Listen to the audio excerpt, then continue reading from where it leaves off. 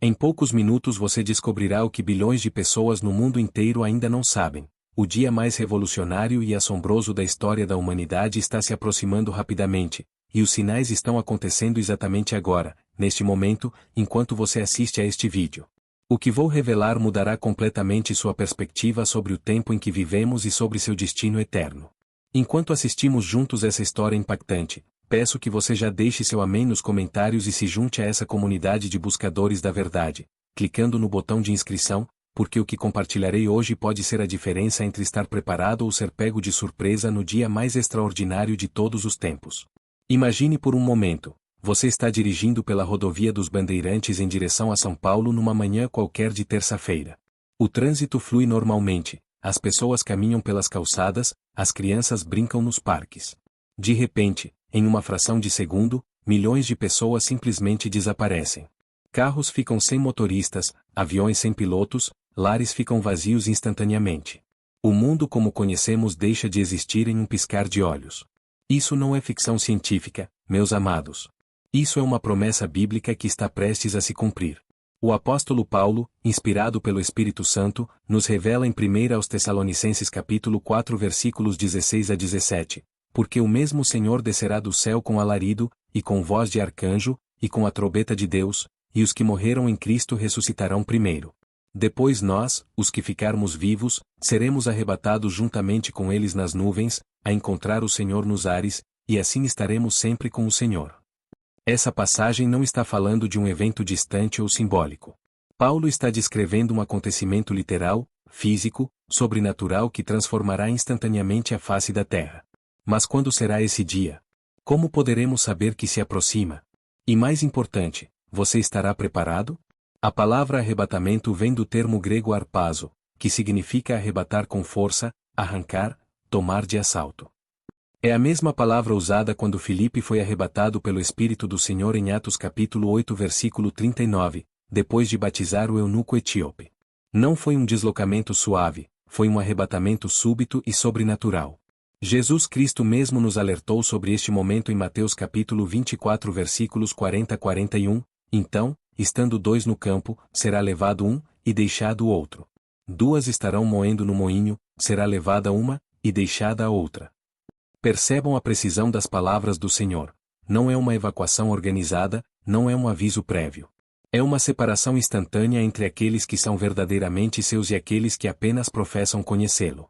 Mas por que Jesus esperou tanto tempo para voltar? Por que esse evento não aconteceu ainda? A resposta está em 2 de Pedro capítulo 3 versículo 9, o Senhor não retarda a sua promessa, ainda que alguns a tenham por tardia, mas é longânimo para conosco, não querendo que alguns se percam, senão que todos venham a arrepender-se. Deus está esperando. Ele está dando tempo para que mais pessoas se voltem para Ele, para que mais almas sejam salvas antes que seja tarde demais. Porém, meus queridos, esse tempo de misericórdia não é infinito.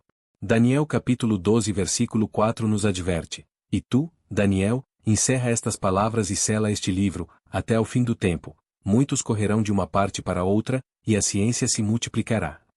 Vivemos exatamente nesta época. Nunca na história da humanidade as pessoas viajaram tanto quanto hoje. Nunca o conhecimento se multiplicou tão rapidamente. A profecia se cumpre diante dos nossos olhos. Olhem ao redor. O Brasil, assim como o mundo inteiro, está passando por transformações proféticas. Em Mateus capítulo 24 versículos 6 a 8, Jesus disse, e ouvireis de guerras e de rumores de guerras. Olhai, não vos assombreis, porque é mister que isso tudo aconteça, mas ainda não é o fim. Porquanto se levantará nação contra nação, e reino contra reino, e haverá fomes, e pestes, e terremotos, em vários lugares. Mas todas estas coisas são o princípio das dores. Terremotos aumentando em frequência e intensidade. Pandemias que afetam o mundo inteiro. Conflitos entre nações que pareciam impensáveis há poucos anos. A moral e os valores cristãos sendo atacados sistematicamente. Tudo isso são contrações de parto da criação, indicando que o nascimento da nova era está próximo. Em 2 Timóteo capítulo 3 versículos 1 a 4, Paulo profetizou com precisão cirúrgica o que vemos hoje, sabe, porém, isto, que nos últimos dias sobrevirão tempos trabalhosos.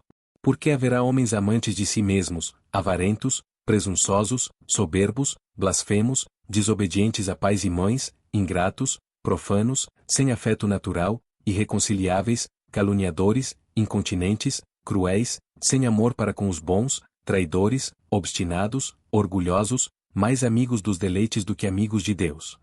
Não é exatamente isso que vemos nas ruas do Brasil e do mundo? O egoísmo elevado ao extremo, famílias destruídas, filhos que não respeitam pais, uma geração que zomba do sagrado e abraça o profano? Estes são os sinais que Jesus nos deu para reconhecermos a proximidade de sua vinda. Mas há um sinal ainda mais específico e alarmante. Em Mateus capítulo 24 versículo 14, Jesus declarou: "E este evangelho do reino será pregado em todo o mundo, em testemunho a todas as gentes, e então virá o fim." Pela primeira vez na história, através da internet, da televisão, do rádio e das missões, o evangelho está sendo pregado simultaneamente em todos os cantos da terra. Tribos remotas da Amazônia, povos isolados da África, nações fechadas da Ásia, todos estão ouvindo sobre Jesus Cristo. Vocês percebem o que isso significa? A última condição para o arrebatamento está sendo cumprida neste exato momento. Não em décadas futuras, não em gerações por vir, mas agora, enquanto vocês assistem a este vídeo.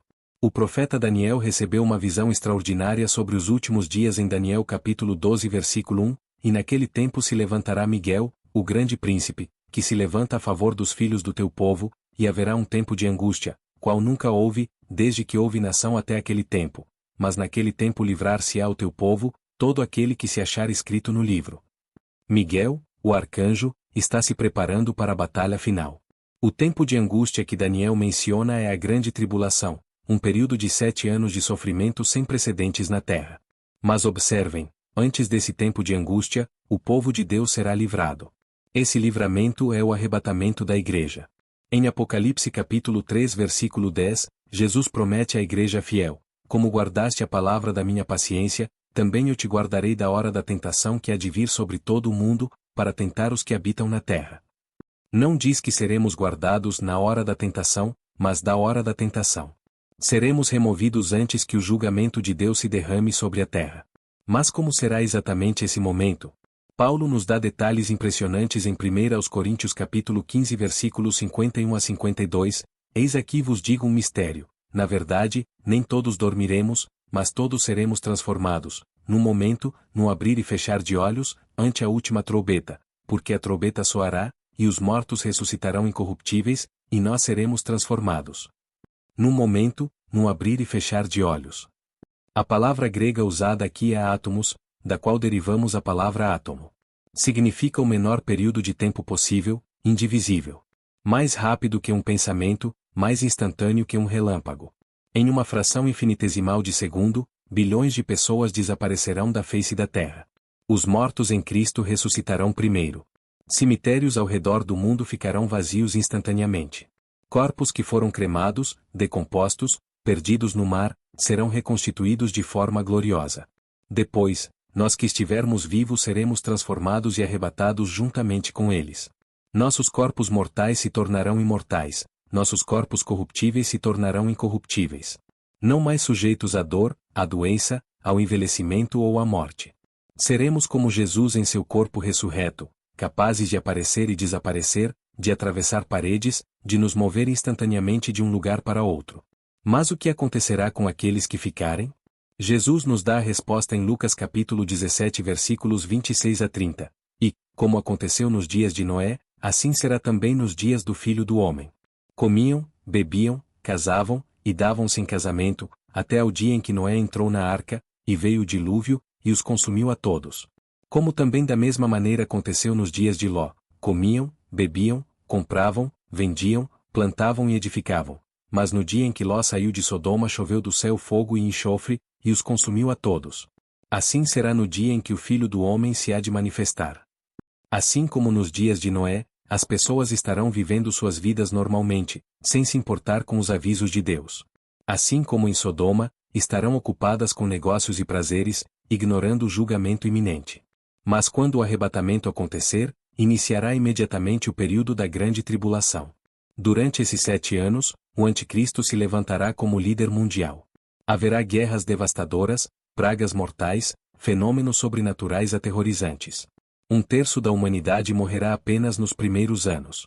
O mar se tornará como sangue, o sol escurecerá, a lua se tornará vermelha como sangue. Demônios serão literalmente soltos sobre a terra. Em Apocalipse capítulo 16 versículos 8 a 9 lemos, e o quarto anjo derramou a sua taça sobre o sol, e foi-lhe permitido que abrasasse os homens com fogo. E os homens foram abrasados com grandes calores, e blasfemaram o nome de Deus, que tem poder sobre estas pragas, e não se arrependeram para lhe darem glória. Imagine o desespero daqueles que ouviram sobre Jesus, que tiveram a oportunidade de aceitar a salvação, mas escolheram adiar essa decisão. Imagine a agonia de saber que poderiam ter sido arrebatados, mas preferiram continuar em seus pecados. Mas por que Deus permitirá tamanho sofrimento? Porque a justiça divina exige o pagamento pelo pecado. Por milhares de anos, a humanidade tem rejeitado a Deus, tem zombado de sua palavra, tem perseguido seus servos, tem corrompido sua criação. Em Não capítulo 1 versículo 3 está escrito, o Senhor é tardio em irar-se, mas grande em força, e ao culpado não tem por inocente. A paciência de Deus não é fraqueza, é misericórdia. Mas quando essa paciência se esgotar, quando a igreja for removida da terra, não haverá mais nada impedindo o derramamento completo da ira divina. Porém, meus amados, vocês não precisam passar por isso. Jesus Cristo morreu na cruz do Calvário para pagar o preço dos seus pecados. Ele ressuscitou ao terceiro dia, vencendo a morte e o inferno. Ele oferece gratuitamente a salvação a todos os que creem nele. Em João capítulo 3 versículo 16, a promessa mais conhecida da Bíblia declara, porque Deus amou o mundo de tal maneira que deu o seu Filho unigênito, para que todo aquele que nele crê não pereça, mas tenha vida eterna. Em Romanos capítulo 10 versículos 9 a 10 Paulo explica como receber essa salvação, a saber, se com a tua boca confessares ao Senhor Jesus, e em teu coração creres que Deus o ressuscitou dentre os mortos, serás salvo. Visto que com o coração se crê para a justiça, e com a boca se faz confissão para a salvação. É simples, mas é poderoso. Não são obras, não são rituais, não é religião. É fé genuína em Jesus Cristo como seu Senhor e Salvador pessoal. Mas cuidado com o engano. Nem todos que dizem Senhor, Senhor entrarão no reino dos céus. Em Mateus capítulo 7 versículos 21 a 23, Jesus advertiu, nem todo que me diz, Senhor, Senhor, entrará no reino dos céus, mas aquele que faz a vontade de meu Pai, que está nos céus. Muitos me dirão naquele dia, Senhor, Senhor, não profetizamos nós em teu nome? E em teu nome não expulsamos demônios? E em teu nome não fizemos muitas maravilhas? E então lhes direi abertamente, nunca vos conheci, apartai-vos de mim, vós que praticais a iniquidade. A verdadeira salvação produz frutos. Uma vida transformada, um coração regenerado, um desejo sincero de agradar a Deus e viver segundo sua palavra. Não é perfeição, pois todos nós lutamos contra nossa natureza pecaminosa, mas é uma mudança real e progressiva. O arrebatamento não é para cristãos nominais, para aqueles que apenas carregam um título religioso. É para aqueles que nasceram de novo, que foram lavados no sangue do Cordeiro, que vivem uma vida de santidade e consagração. Em Apocalipse capítulo 19 versículos 7 a 8, vemos a igreja glorificada no céu, regozijemo-nos, e alegremo-nos, e demos-lhe glória, porque vindas são as bodas do Cordeiro, e já a sua esposa se aprontou. E foi-lhe dado que se vestisse de linho fino, puro e resplandecente, porque o linho fino são as justiças dos santos. Enquanto na terra se desirola a grande tribulação, no céu celebraremos as bodas do Cordeiro. Jesus, o noivo celestial, finalmente se unirá para sempre com sua noiva amada, a Igreja. Será uma festa de júbilo indescritível, uma celebração eterna da vitória do amor sobre o pecado, da vida sobre a morte, do bem sobre o mal.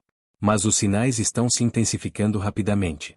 Em Israel, a figueira que Jesus mencionou como sinal profético em Mateus capítulo 24 versículo 32 floresceu novamente em 1948, quando a nação foi restaurada após quase 2000 anos de dispersão. Jesus disse que a geração que visse esse sinal não passaria sem que todas essas coisas se cumprissem. Uma geração bíblica pode ser de 40, 70 ou até 120 anos, segundo as Escrituras. Fazendo os cálculos, estamos exatamente no período crítico. Somem a isso os demais sinais, o aumento exponencial do conhecimento, as viagens constantes ao redor do mundo, o crescimento da iniquidade, a apostasia dentro das próprias igrejas, as catástrofes naturais em escala global. Em 2 Timóteo capítulo 3 versículo 5, Paulo descreve os últimos dias, tendo aparência de piedade, mas negando a eficácia dela. Destes afasta-te. Quantas denominações hoje mantêm a forma da religião mas negam o poder transformador do Evangelho? Quantos púlpitos silenciaram sobre o pecado, sobre o julgamento, sobre a necessidade do arrependimento? Mas Deus sempre preserve um remanescente fiel. Em Romanos capítulo 11 versículo 5, Paulo escreve: Assim, pois, também agora neste tempo ficou um remanescente, segundo a eleição da graça. Você pode fazer parte desse remanescente. Você pode estar entre aqueles que serão arrebatados quando Jesus vier. A pergunta que ecoa através da eternidade é: você está verdadeiramente preparado? Você tem certeza absoluta de sua salvação? Se Jesus voltasse agora, neste exato momento, você subiria com ele ou ficaria para enfrentar os horrores da tribulação? Não deixe para amanhã essa decisão. Não confie em suas obras, em sua família religiosa, em seus rituais ou tradições. Confie única e exclusivamente no sangue de Jesus Cristo, derramado na cruz por você. Entregue sua vida completamente a Ele, reconheça seus pecados, peça perdão de coração sincero e aceite-o como seu Senhor e Salvador. O relógio profético de Deus está prestes a bater meia-noite. Os últimos grãos de areia estão caindo na ampulheta da história humana. O noivo está voltando, e só aqueles que estiverem com suas lâmpadas acesas, com óleo suficiente em seus vasos, estarão prontos para o encontro. Se esta mensagem tocou seu coração e abriu seus olhos para a verdade eterna, não hesite em expressar sua gratidão com um like, compartilhar essa luz com seus amigos e familiares que precisam ouvir este chamado urgente, e inscrever-se neste canal para que possamos continuar a desvendar juntos os mistérios divinos e nos preparar para o dia mais glorioso de nossas vidas. O arrebatamento da igreja não é apenas uma doutrina, é uma esperança viva, uma realidade iminente, o evento mais chocante e maravilhoso que esta geração presenciará. E você, meu querido, pode estar lá quando acontecer. Que Deus abençoe sua decisão e que possamos nos encontrar nas nuvens, no mais doce encontro de toda a eternidade.